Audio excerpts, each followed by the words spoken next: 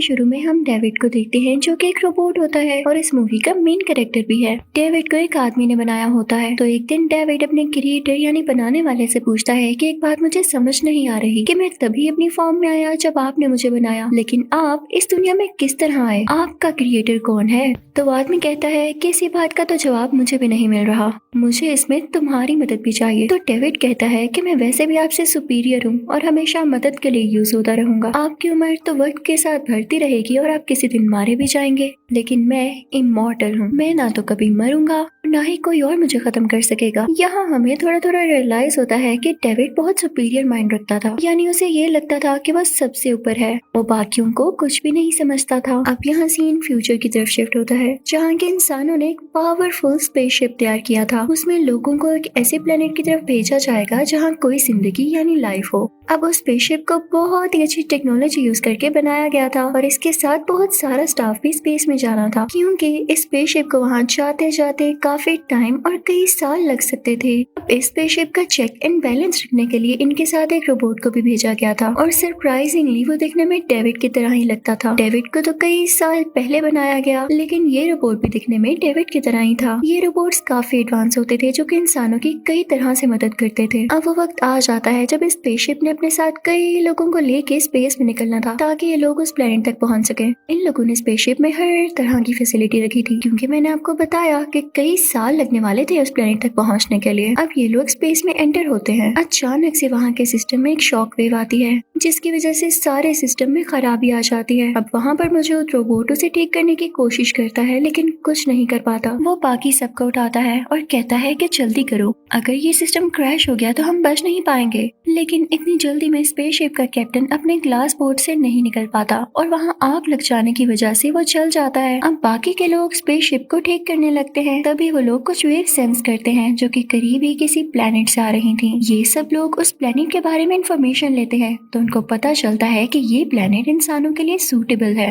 और सबसे बड़ी बात कि इनके बहुत पास है। इस चीज का इन लोगों को काफी बेनिफिट होता है, क्योंकि जिस दूसरे प्लेनेट पर ये लोग जा रहे थे वहाँ जाते जाते इनको तो सालों लग जाने वाले थे। अब जो कैप्टन जल गया था उसकी वाइफ काफी दुखी होती है और वो एक छोटा सा ही आंसर देती है कि मुझे ये आइडिया बिल्कुल पसंद नहीं आया, क्योंकि हम लोगों ने इस प्लेनेट पर कोई रिसर्च नहीं की हुई। और इवन मैं ये भी हैरान हूँ कि जब हम लोग स्पेस को स्कैन कर रहे थे कि रहने के लिए कोई सूटेबल प्लेनेट ढूंढ सके, तब हमें ये प्लेनेट क्यों नहीं मिला। हो सकता है इसका एटमॉस्फेयर ठीक हो ही ना। तो वहाँ का स्टाफ कहता है कि एक बार वहाँ जाकर हम देख लेते हैं। अब ये लोग स्पेसशिप उस प्लेनेट की तरफ मोड़ते हैं और फाइनली कुछ ही दिनों में ये लोग वहाँ पर पहुँच जाते हैं। उधर पहुँचते ही ये लोग कुछ चेंजेस नोट करते हैं तो अपनी स्पेसशिप को उस प्लेनेट के ऑर्बिट में ही रहने देते हैं, यानी प्लेनेट के सरफेस पर लैंड नहीं करते। अब उनमें से एक ग्रुप स्पेसशिप का एक हिस्सा लेकर उस प्लेनेट के सरफेस पर लैंड करता है। वो वहाँ जाके उस प्लेनेट को देख ही रहे होते हैं कि तभी उनका स्पेसशिप में मौजूद लोगों से कनेक्शन टूट जाता है। तो कैप्टन की वाइफ बाकी लोगों से कहती है कि मैं इसके सिस्टम को देख लेती हूँ, तुम लोग प्लेनेट को जाकर देखो। अब जैसे ही बाकी लोग प्लेनेट को चेक करने जाते हैं तो वहाँ उनको क्रॉप्स नजर आती हैं। तो ये सब काफी हैरान हो जाते हैं कि यहाँ पर ये कैसे ग्रो कर सकती हैं। तो उनमें से एक लड़की वहाँ की मिट्टी को ऑब्जर्व करती है और कुछ मिट्टी के सैंपल उठा लेती है, यानी कुछ मिट्टी एज अ सैंपल लेती है। इसी दौरान एक आदमी एक पौधे पर पाँव रख देता है तो उस पौधे में से ब्लैक कलर की कोई चीज निकलती है और उसके कान में जाकर कोई रिएक्शन करती है। वो बेचारा आदमी इन्फेक्टेड हो जाता है। अब दूसरी तरफ हम एक और स्पेसशिप को देखते हैं जो कि किसी एलिजाबेथ नाम की लड़की का होता है।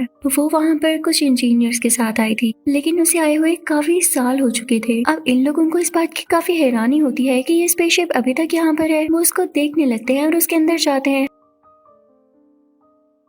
अंदर एलिजाबेथ की कुछ चीजें और उसकी पिक्चर्स भी होती हैं। अब जिस आदमी के कान में वो ब्लैक चीज गई थी उसे बहुत अजीब फील होने लगता है, उसको ठीक से सांस भी नहीं आ रहा होता। और वो लड़की जिसने मिट्टी के सैंपल्स लिए थे वो उसको अपने साथ लेकर चलने लगती है। वो अपने हस्बैंड से कनेक्ट करती है और उसे बताती है कि यहाँ कुछ ठीक नहीं है, हम सबको स्पेसशिप की तरफ वापस जाना होगा ताकि एटलीस्ट हम उसको तो बचा सकें। जो आदमी इन्फेक्टेड है, अब उस इन्फेक्टेड आदमी की बॉडी से काफी खून निकल रहा होता है। अब वो लड़की उस आदमी को लेकर स्पेसशिप में आ जाती है, लेकिन वहाँ की एक स्टाफ मेंबर उसकी हालत देखकर उसे डर जाती है कि कहीं इसको सीरियस इन्फेक्शन तो नहीं हो गया। वो उस आदमी को और उसके साथ लड़की को एक रूम में बंद कर देती है जो कि उसे लेकर आई थी, ये कहते हुए कि हम अभी रिस्क नहीं ले सकते, इसकी बॉडी से इतना खून आना अच्छी बात नहीं है और देखो ना इसकी हालत भी कितनी खराब हो रही है। लेकिन अब जो लड़की अंदर बंद होती है वो स्टाफ मेंबर से कहती है कि मुझे बाहर निकालो, मैं इन्फेक्टेड नहीं हूँ। लेकिन वो स्टाफ मेंबर उसे डर रही होती है। तभी हम देखते हैं कि उस इन्फेक्टेड आदमी की बैग से काफी खून निकलने लगता है क्योंकि एक स्पाइडर की तरह दिखने वाला एलियन उसकी कमर से बाहर निकल रहा होता है। वो दिखने में बहुत क्रीपी और खतरनाक लग रहा होता है, जैसे अभी अटैक करने वाला है। बाहर खड़ी लड़की यानी उस स्टाफ मेंबर काफी डर जाती है और गन लेने जाती है। जिस लड़की को उसने इन्फेक्टेड आदमी के साथ बंद किया था वो जोर जोर से चिल्लाती है कि मुझे तो बाहर निकालो वरना ये एलियन मुझे मार देगा। और ऐसा ही होता है, वो एलियन उस लड़की को मार डालता है। तब तक वो स्टाफ मेंबर भी गन लेकर आ जाती है और उस एलियन पर शूट करने लगती है। लेकिन वो एलियन बहुत ही तेज और खतरनाक होता है, उसे गोलियों का कोई असर नहीं होता और ना ही कोई गोली उसे हिट करके मार पाती है। तो वो डरी हुई स्टाफ मेंबर रैंडमली शूट करने लगती है,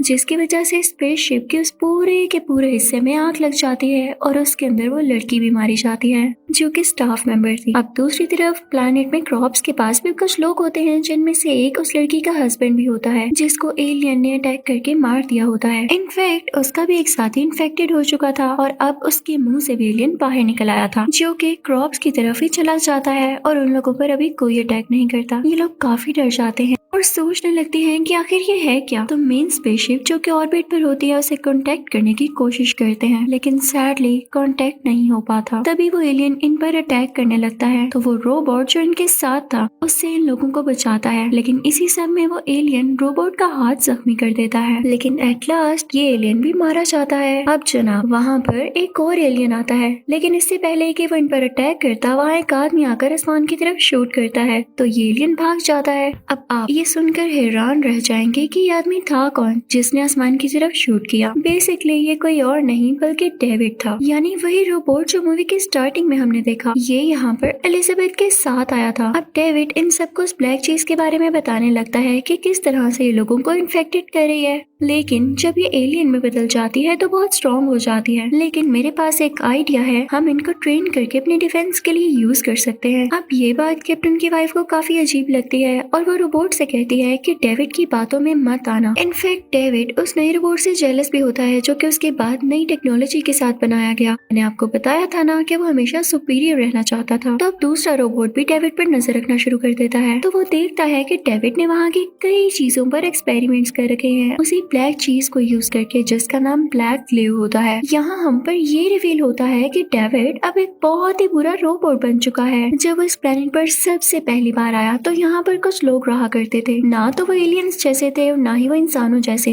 बस वो इस प्लेनेट के रहने वाले थे। डेविड ने उन सब लोगों को इसी ब्लैक ग्लू को यूज करके मार दिया। अब डेविड उस रोबोट को बताने लगता है कि मैं तुम पर ट्रस्ट कर रहा हूँ और तुम्हें कुछ चीजें बताऊंगा कि तुम भी मेरी तरह एक रोबोट हो और मुझे पूरी उम्मीद है, यानी मुझे होप है कि तुम इंसानों से कोई बात नहीं करने वाले। अब डेविड दूसरे रोबोट से कहने लगता है कि मैं यहाँ एलिजाबेथ के साथ आया था और हम दोनों यहाँ अच्छे से रह रहे थे, लेकिन एक दिन एलिजाबेथ मारी गई और मैंने उसे दफना दिया, लेकिन उसकी ये बात गलत थी, वो झूठ बोल रहा था।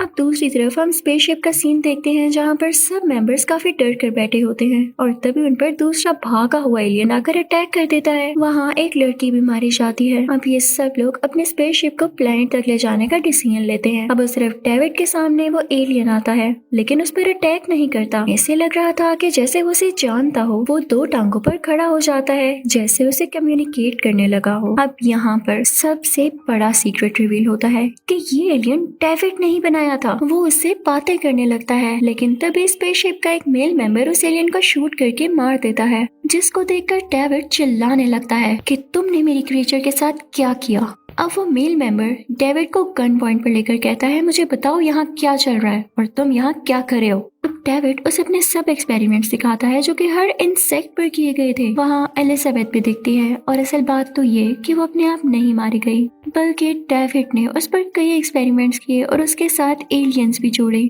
यानी एलियंस के हिंटों में से कुछ निकलता और फेस पर आकर जुड़ जाता। यही काम डेविड ने एलिजाबेथ के साथ भी किया और उसे ऐसा बना दिया। थी तो वो डेड, लेकिन उसकी बॉडी फ्रेश थी क्योंकि उसके साथ एलियंस अटैच थे। अब डेविड उस मेल मेंबर को एक जगह पर लेकर आता है जहाँ एलियंस एलियंस के बहुत सारे अंडे थे। उन अंडों से कुछ चीज बाहर आती है और सेम उसी तरह मेल मेंबर के फेस के साथ चिपक जाती है और फिर कुछ म्यूटेशन करने के बाद उसकी चेस्ट से एक अजीब सा क्रिएचर बाहर आता है, जिसे देखकर डेविड बहुत खुश होता है क्योंकि डेविड ने ऐसा एक्सपेरिमेंट इंसान पर कई साल बाद किया जो कि वो एलिजाबेथ के साथ पहले भी कर चुका था। अब डेविड उस रोबोट के पास जाता है और कहता है कि हम इन सब इंसानों को मार देते हैं और एक नई जिंदगी का स्टार्ट लेंगे यहाँ इस प्लेनेट पर। तो वो रोबोट कहता है कि नहीं, यूं नहीं होने वाला। तो डेविड से बात बर्दाश्त नहीं होती कि किसी ने मुझे ना कहा। वो उस रोबोट को मार डालता है, लेकिन वो रोबोट नहीं मरता क्योंकि वो खुद को हील जो कर सकता था। बेचारा डेविड, उसे इतना भी नहीं पता। अब दूसरी तरफ कैप्टन की वाइफ को डेविड के बारे में सब पता चल जाता है। डेविड को इस बात पर काफी गुस्सा आ जाता है, ये औरत कितनी चालाक है। वो उसे खत्म करने की कोशिश करता है, लेकिन इससे पहले वो सोचता है कि क्यों ना इस पर सेम एक्सपेरिमेंट्स किए जाए जो कि उसने एलिजाबेथ पर किए, क्योंकि डेविड काफी सालिम होता है। वो उस कैप्टन की वाइफ पर वो एक्सपेरिमेंट करने ही वाला होता है कि तभी लकीली वहाँ पर वो रोबोट आ जाता है जिसने खुद को हील कर लिया था।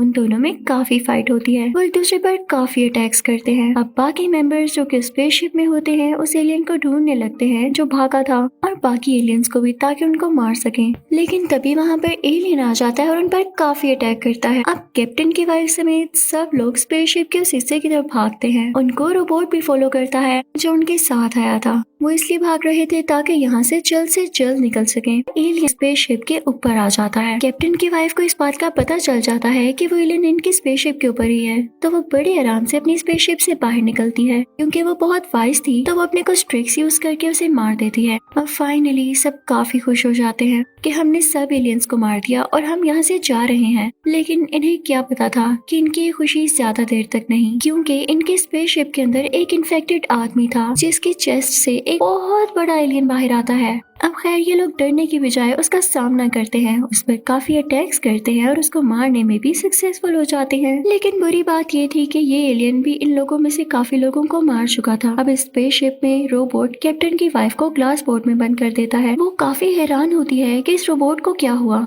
लेकिन तभी उसे पता चलता है कि हमारा रोबोट नहीं बल्कि डेविड है। कैप्टन की वाइफ बोर्ड में ही कैद हो जाती है। अब वो लंबे टाइम के लिए सो चुकी थी और तब तक नहीं उठने वाली थी जब तक उसे बोर्ड से बाहर ना निकाला जाता। और कौन जानता था कि इसे कौन बाहर निकालेगा और बेचारी बाहर निकल भी सकेगी या नहीं। अब मूवी के लास्ट सीन में हम एविल डेविड को देखते हैं जो कि अपने हर प्लान में सक्सेसफुल हो चुका था और काफी खुश था। इसके पास कुछ एलियन एम्ब्रोस भी थे कि इनको यूज करके वो इस प्लेनेट पे एक नई लाइफ स्टार्ट कर सकेगा। इसी के साथ ये मूवी यही एंड हो जाती है।